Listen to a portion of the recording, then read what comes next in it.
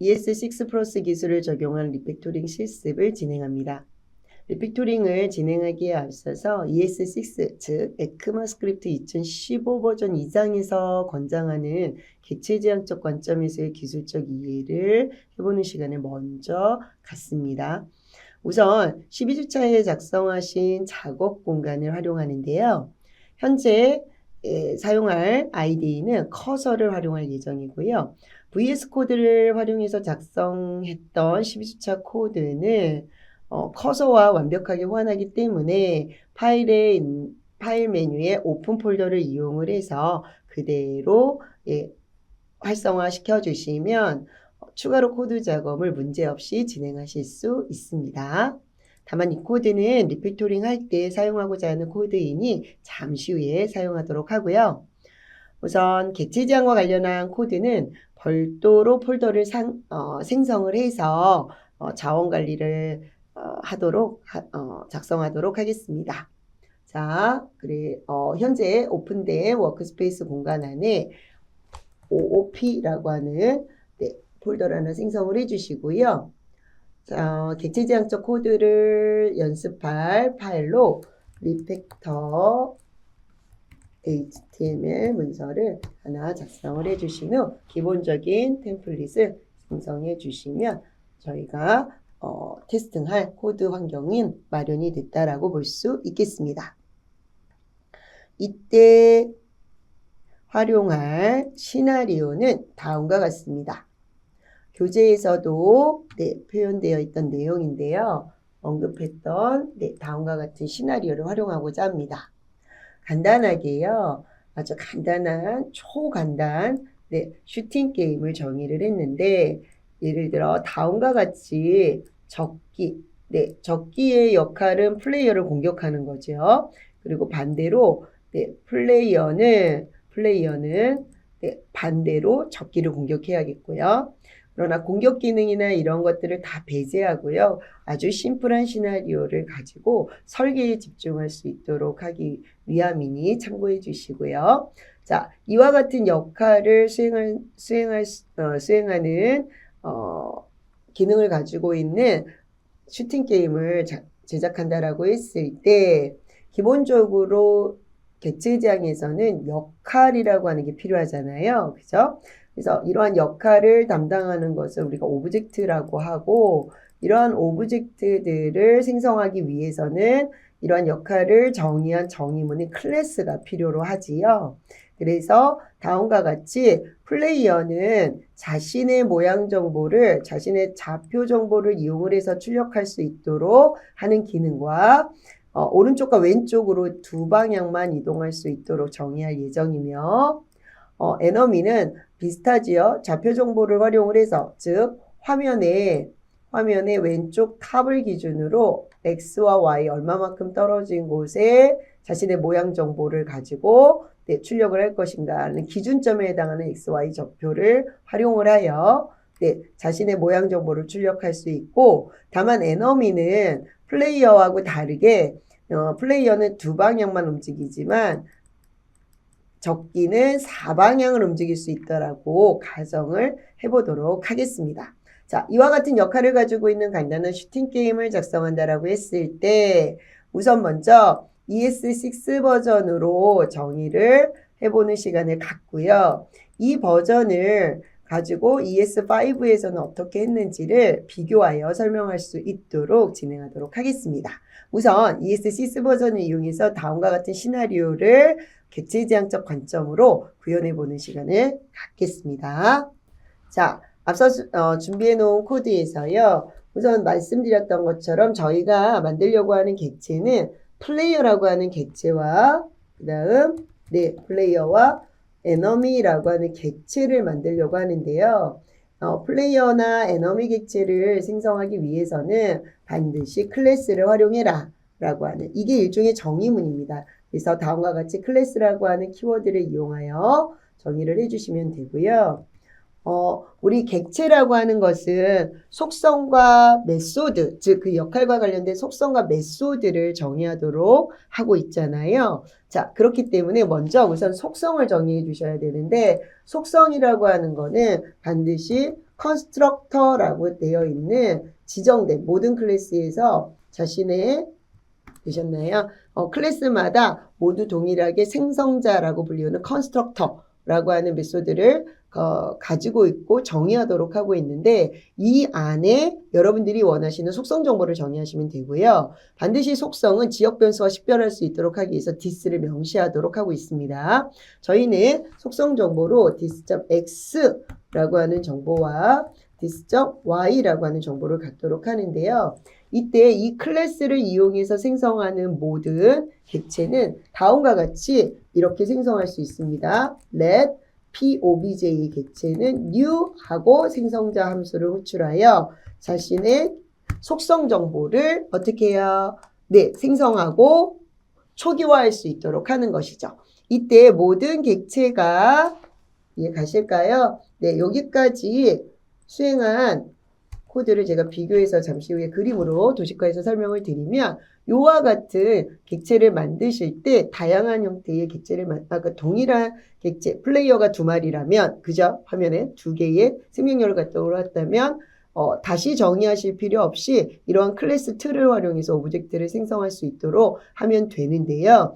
이때 이러한 속성 정보를 각자 객체마다 동일하게 갖게 되는데 이러한 속성 정보를 유지하도록 각자마다 다르게 가질 수 있도록 하기 위해서 생성자 함수를 이와 같이 정의해서 100 또는 200으로 할까요? 하도록 하면 여기서 예를 들어 좌표 정보 A와 B 이렇게 받는다라고 하면 요 A 값과 B 값을 각각 매핑하여 초기화할 수 있도록 한다면 객체마다 서로 다른 초기값을 가질 수 있도록 설정하실 수 있는데 우리가 리팩토링 기술을 배우셨으니까 아시겠지만 의미 없는 의미가 불분명한 변수를 쓰시는 것보다는 어떻게 해요? 의미가 분명한 이 인수 매개 변수는 외부에서 원하는 값인 x와 y에 대한 좌표 정보다 라고 하는 걸로 정의를 해주시면 되는데 문제는 내부 변수, 그러니까 내부 인스턴스 변수, 객체마다 갖는 속성 정보인 즉 빌드 정보인 x와 지역 변수, 매개 변수인 xy가 식별이 되질 않잖아요. 그래서 반드시 식별자는 여러분들이 알고 계신 속성 정보는 x라고 하는 걸로 그러니까 this라고 하는 걸로 명시를 해주셔야 된다는 거라고 보시면 되겠습니다. 그래서 이렇게 정의를 하시게 되면 이거를 도식화해서 설명을 드리면 다음과 같이 클래스 플레이어 앞서 말씀드린 것처럼 POBJ라고 하는 객체와 POBJ2라고 하는 객체는 다음과 같이 오브젝트로 속성과 메소드를 가질 수 있는데요. 이해 가시죠? 이때 이 속성 정보로 각각 X, Y, 여기도 속성 정보로 각각 X, Y를 각자의 이름만 같을 뿐 실제 메모리 공간이 다르기 때문에 각자 가지고 있는 공간이 만들어진다라고 보시면 되겠고 앞서 말씀드린 것처럼 이 안에 있는 이게 this.x입니다. 이 속성 this.y 여기도 마찬가지입니다. this.x, this.y가 메모리 할당이 이루어지게 되죠. new를 하게 되면요. 그럼 이후 생성자 함수가 호출되면서 이 부분을 초기화하는데 아까 말씀드린 것처럼 누구는 10, 20이고 누구는 100, 200으로 각자의 오브젝트마다 갖는 영역의 속성 정보를 다르게 설정할 수 있도록 생성자 함수의 매개 변수를 활용했다라고 보시면 되겠습니다. 이후 지금 보시는 것처럼 이러한 클래스들은 모두 공통적으로 플레이어들은 다음과 같이 어떤 기능을 가질 수 있도록 하고 싶으세요? 그죠? 어떤 기능이요? 보시는 것처럼 나는 디스플레이 기능을 갖도록 하겠다. 그러면 이 클래스 안에 이 공통적으로 모든 객체들이 이 클래스로부터 만들어지는 모든 공통 객체들이 가져야 될 것들을 이 안에 같이 서술을 해주면 어렵지 않게 선언하실 수 있겠지요. 그래서 지금처럼 이와 같은 형식으로 코드를 만들어서 정의를 해주시면 간단하게 하실 수, 구현이 가능하시고요. 앞서 말씀드린 것처럼 가지고 있는 코드를 지금 보시는 것처럼 가지고 있는 XY 정보를 출력할 수 있도록 하기 위해서 문자열 템플릿 기능인 백틱을 활용해서 X는 요 가지고 있는 this.x를 그죠? 다만 문자열 안에서 이거는 변수다 라고 하는 걸 병시하기 위해서 다음과 같은 표기법을 이용해서 표기하도록 했고요. 이 외에도 예를 들어 move left, 그죠? 네, 왼쪽으로 한 칸 이동할 수 있도록 다음과 같이 정의를 하거나 하실 수 있는데요. move right까지요. 자, 지금 보시는 것처럼 이렇게 정의를 해서 X는 left와 right는 X좌표에 영향을 주는 모델이므로 현재 dis.x에 하나를 빼서 x에 다시 대입하는, 그죠? 요 명령은 dis.x는 네, 맞습니다. 하나 빼주고 다시 대입하는 명령어라고 보시면 되겠습니다. 자, 이렇게 정의를 하신 후 다음과 같이 POBJ.display 하게 되면 어떻게 돼요? 네, 실제로 POBJ가 출력이 되는 기능을 하게 됩니다. 이해 가시겠죠? 네, 맞습니다. 그래서 이와 같은 형태로 수행을 하는지 제가 라이브 지난 시간에 설치했던 라이브 서버 플러그인을 활용을 해서 브라우저에 실행을 하시게 되면 콘솔에 출력을 하도록 했기 때문에 검사창을 이용해서 확인하시면 되겠고요. 10과 20, 그 다음에 두 번째 플레이어는 100과 200이라고 하는 각각의 메모리 공간을 갖도록 하고 실제로 디스플레이가 각각의 모든 객체의 이 클래스 플레이어라는 클래스로부터 생성된 모든 객체들은 디스플레이라고 하는 공간을 같이 갖고 있다는 걸 이미 알 수 있는 상황이라고 보시면 되겠습니다. 자, 그런데 지금 보시는 것처럼 이러한 문법을, 이러한 코드를 ES6에서는 어떻게 표현했는지 보실까? ES5에서는 어떻게 정의했었는지 보도록 하겠습니다. ES5 버전에서는 앞서 말씀드렸던 대로 이렇게 지금 인식을 했어요. 기본적으로. 그죠? ES5라고 내가 주성문을 제가 작성을 하니까 바로 인식을 하는데요. 앞서 말씀드린 것은 클래스가 없었기 때문에 지금 보시는 것처럼 플레이어 5라고 할게요. 네. 보시는 것처럼 생성자 함수에 해당하는 컨스트럭터라고 하는 함수를 이 클래스명과 동일하게 대문자를 써서 표기하도록 했고요. 그렇다 하더라도 실제로 생성자 함수가 아니라 이때까지만 해도 어떻게 돼요? 네, 그냥 선언적 함수가 됩니다. 그런데 이 안에 지역 변수가 아닌 dis.x를 이용해서 인수로 x를 받아온 x로 세팅하도록 하고요. 지금 말씀드렸던 이 부분 있잖아요. 생성자가 했던 기능을 이 생성자 함수 패턴, 얘는 생성자 아니고 생성자 함수 패턴일 뿐이라는 거죠. 그 틀을 따라가긴 하지만 생성자는 아니라는 거예요. 이해 가셨어요? 그런데 생성자 역할을 할 수 있게 지원을 한 거죠. 자, 이와 같은 형태를 작성하도록 하고요. 여기까지 이해 가세요? 네, 그리고 나서 이 코드를 이용을 해서 어떻게 해요? 플레이어라고 하는 앞서 말씀드린 것처럼 let POBJ5는 역시 마찬가지로 new 연산자 옆에 어떻게 해요? 생성자 함수 5가 호출이 될 수 있도록 해주면 네, 맞습니까? 이와 같은 형태로 작성을 할 수 있도록 하는 것이 뭐가 된다? 권장사항이요. ES5의 문법이라는 겁니다. 그런데 문제는 여기에 있지요. 자, 다음과 같이 예를 들어서 이렇게 작성을 한 다음에 되셨어요? 네, 이렇게 가지고 있을 수 있도록 하되 지금 보시는 것처럼 이와 같은 형태로 이제 호출을 하게 되면 실제로 300과 400이 호출이 되는 걸 보실 수 있는데요. 자, 확인을 해보면 마찬가지로 검사창에서 문제없이 수행되는 것을 디스플레이가 정의되어 있지 않았다. 그쵸. 지금 디스플레이가 정의되어 있지 않았죠. 자, 그러면 여기서 어떻게 해요? 네, 디스플레이를 정의해 주셔야 되는데 문제는 여기에 디스플레이라고 하는 거를 예를 들어서 이렇게 정의하실 수 있으세요. 사실요. 여기 디스플레이 안에다가 펑션 리터럴을 지정을 해서 속성처럼 값을 가질 수 있도록 해주시면 문제없이 아까 정의되어 있던 함수를 정의되도록 이렇게 수행을 하도록 하시면 정확하게 수행된 걸 보실 수 있습니다. 그쵸? 자, 근데 문제는 뭐냐면요.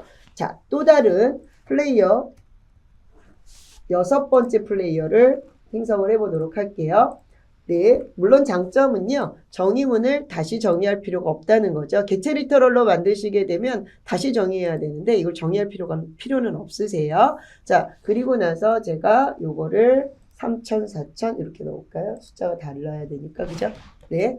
그래서 요와 같은 초기값을 다르게 가질 수 있도록 하고 디스플레이를 갖도록 하면 실제로 문제없이 수행이 됩니다.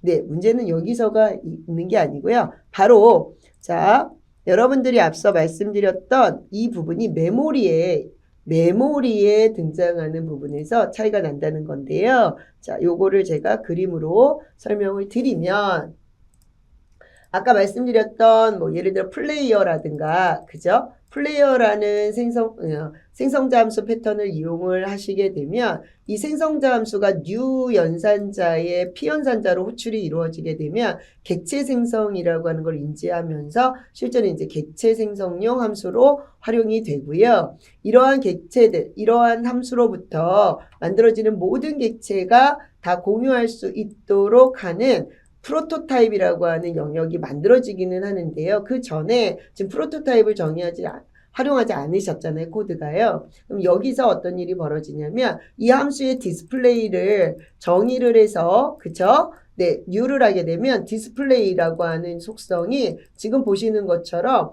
오브젝트마다 디스플레이가 공유하는 개념이 아니라 각자 갖게 됩니다.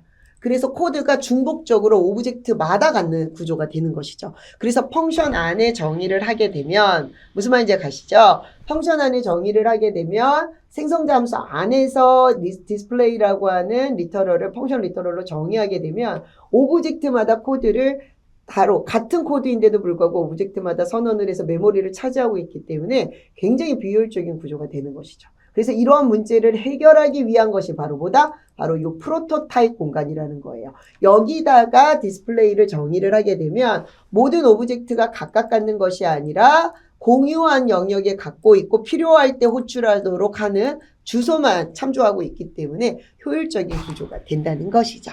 여기까지 이해 가실까요? 그래서 실제로 어떻게 선언을 하느냐. 앞서 말씀드렸던 것처럼 지금 여기에 펑션 안에다가 이렇게 정의하는 것이 아니라 별도로 제가 요거는 그냥 확인하시라고 드리고요. 플레이어 5의 프로토타입의 move left와 move right는 이렇게 프로토타입으로 정의를 하시게 되면 둘 다 뭐예요? 예, 실제로 참고할 수 있도록 각각 갖는 것이 아니라 프로토타입 영역의 공통된 영역을 이용을 해서 사용할 수 있도록 하기 때문에 훨씬 더 효율적인 구조가 된다. 이러한 부분이 생긴 것이다 라고 보시면 되겠고요. 실제로 클래스가 이런 프로토타입을 이러한 구조를 보시는 것처럼 비효율적이잖아요. 생성자하고 같은 맥락인데 생성자와 메소드가 분리되어서 선언되다 보니까 가독성도 떨어지고 응집력 면에서도 비효율적이라 이와 같은 클래스 문법으로 활용하도록 했고요. 사실 특별하게 변화된 거라기보다는 ES5의 생성자 함수 패턴을 그대로 그 개념은 그대로 가고 어떻게 표현법만 달라졌다. 이렇게 보시면 되겠습니다. 자, 이 위에도 객체 지향에서는 좀 더 효율적인 기술들을 지원을 하는데요. 이 부분은 제가 빠른 진행을 위해서 미리 작성된 코드를 활용해 보도록 하겠습니다. 제가 API2에다가 작성을 해놓은 코드가 있는데 여기에 잠시만 보시면요. 여기다 파이널에다가 작성을 해놨네요. 파이널 코드를 확인해 보시면요. 네, 지금 OOP 프로그래밍이라고 하는 코드에 대해서 설명을 드렸는데 여기는 오버라이드를 이용을 해서 앞서 말씀드린 것처럼 클래스와 오브젝트의 관계도 효율적으로 다룰 수 있지만 객체 지향을 활용하시게 되면 클래스와 클래스 간에도 코드의 효율성을 다룰 수 있는데요. 하나의 어플리케이션이 여러 개의 클래스를 필요로 하게 되겠죠. 역할이 많이 필요할 테니까요. 그랬을 때 클래스가 많아지면 클래스 간에도 이렇게 공통적인 코드들이 등장할 수 있습니다. 이럴 때에는 하나의 공통적인 코드를 갖고 있는 클래스를 선언한 후 상속관계를 이용하시면 되는데 다음과 같이 오른쪽과 같이 문법을 사용하시면 됩니다. 우선 공통 코드를 갖고 있는 슈퍼, 즉 상위 클래스를 먼저 정의를 하시고 그 정의된 클래스로부터 상속을 받아서 정의할 수 있도록 해주시면 되는데요. 이와 같은 기술을 적용한 코드가 다음과 같이 리팩터 언더바 OOP 프로그래밍에 정의된 걸 보실 수 있습니다. 그래서 공통 코드를 부모 클래스인 캐릭터가 가질 수 있도록 하고요. 보이실까요? 자, 이렇게 가질 수 있도록 하고요.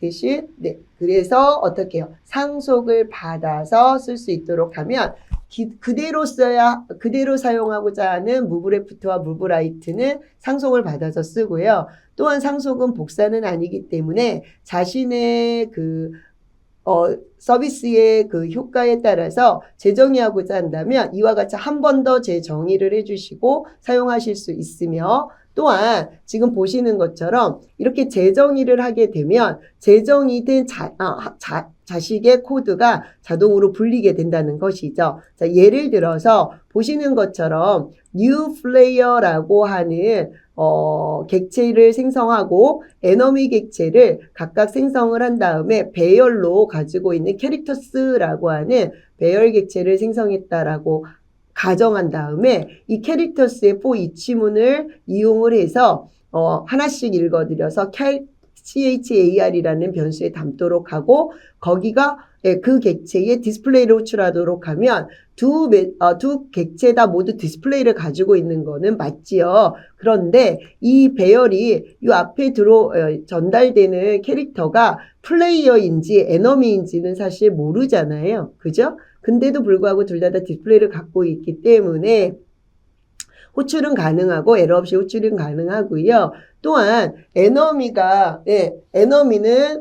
맞는, 그죠? 네, 디스플레이가 수행이 되고 플레이어는 플레이어에 맞게 디스플레이가 수행이 되니까 같은 인터페이스로, 즉 접근 방식을 뭘로 했을 때 네, 똑같은 디스플레이로 하지만 누구는 플레이어, 누구는 적으로 출력될 수 있도록 하는 다양성을 제공할 수 있다는 점에서도 훨씬 더 클래스 기반의 코드가 효율적이라고 볼 수 있겠고요. 자, 그래서 만약에 여러분들이 작성하신 코드를 내가 좀 더 어떻게 하고 싶다? 네, 리팩토링을 클래스 ES6 기반으로 하고 싶다라고 한다면 이런 부분들을 여러분들이 고려를 하셔서 바꾸실 수 있는데요. 물론 수동으로 하실 필요 없습니다. 지난 시간에 학습한 생성형 AI 컨트롤 I를 클릭하시거나 또는 요 해당 아이콘을 이용을 해서 네, 펼치신 다음에 다음 코드를 자바스크립트